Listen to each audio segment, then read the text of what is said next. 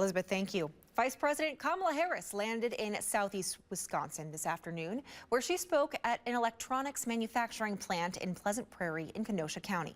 The vice president spoke about the importance of people across the country having access to high-speed internet and how she says the Biden administration is prioritizing it and expanding manufacturing jobs in the process.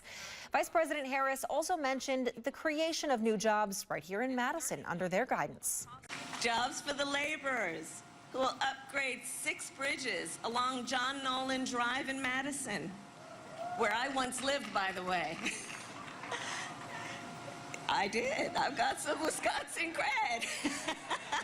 The VP says much of the expansion of manufacturing jobs is due to the advocacy of Senator Tammy Baldwin's priority for Made in America products.